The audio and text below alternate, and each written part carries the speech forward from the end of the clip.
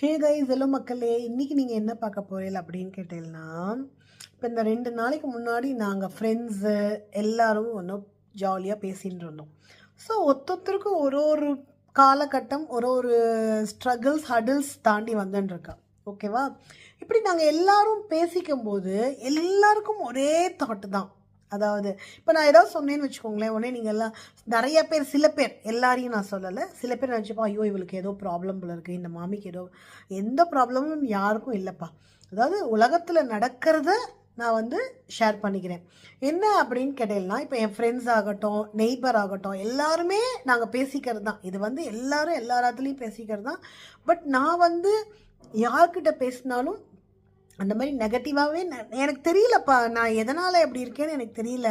நெகட்டிவாகவே நான் யோசிக்க மாட்டேன். மேபி எனக்கு நெகட்டிவ், என் வாழ்க்கையில் நெகட்டிவே நான் சந்திச்சு வந்துன்னு இருக்கிறதுனால, அதையும் இதுவும் கடந்து போகும் இதுவும் கடந்து போகும் நான் வந்துட்டு இருக்கிறதுனால நான் வந்து யாரை பார்த்தாலும் நெகட்டிவ் சொல்ல மாட்டேன்.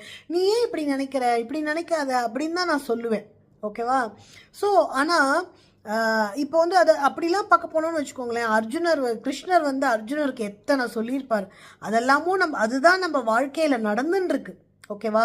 இப்போ ஒன்றும் இல்லை, எக்ஸாம்பிள் சொன்னேன், என் ஃப்ரெண்ட்ஸ் எல்லாம் இப்போ பேசிண்டா ஸ்டேட்டஸ் வச்சுக்கிறோம். ஸ்டேட்டஸ் வச்சுன்னு இவளுக்கு ஏதோ ப்ராப்ளமா, நானும் அதில் வந்து கடந்து வந்திருக்கேன்.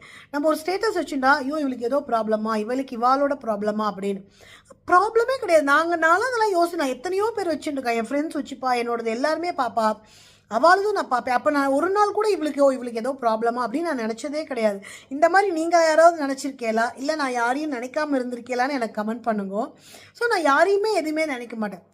அவளுக்கு அந்த கோட் பிடிச்சிருக்கு, நம்ம வச்சுருக்கோம். ஸோ என்னை பொறுத்தவரை எப்படி நினைப்பேன்னா, குத்து நெஞ்சது குறுக்குறுக்குது, அவாவா மனசாட்சின்னு ஒன்று இருக்கும்ல அப்படின்னு நான் நினைப்பேன். ஸோ அதனால தான் அவளுக்கு வந்து நம்மளை பார்த்தா அப்படி தோன்றுறது அப்படின்னு.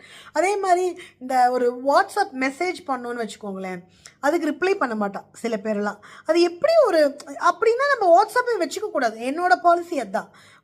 அதே மாதிரி இந்த ஃபோன் வந்து ஒரு குடும்பத்தை வந்து அதாவது எப்படி இந்த சோஷியல் மீடியா வந்து நல்லதுக்கும் யூஸ் ஆகும் கெட்டதுக்கும் யூஸ் ஆகுமோ, அதே மாதிரி இந்த ஃபோன் இருக்கு பாருங்க, நிறையா குடும்பத்தை அழிக்கிறது. இங்கேருந்து அங்கே பேசி, அங்கேருந்து இங்கே பேசி, ஒருத்தரை வந்து தப்பாக சித்தரிச்சு, இதெல்லாம் ரொம்ப தப்பு.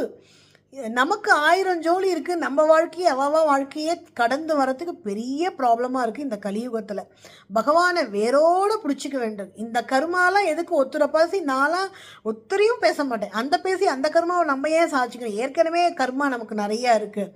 ஆனால் இந்த ஃபோன் வந்து நல்லதும் பண்ணும் கெட்டதும் பண்ணும். இங்கேருந்து ஏந்து காசிப் பேசி, இவா இப்படி அவா இப்படி, இவா இந்த இது பண்ணினா எதுக்கு இதெல்லாம் தேவைன்னு தெரியல.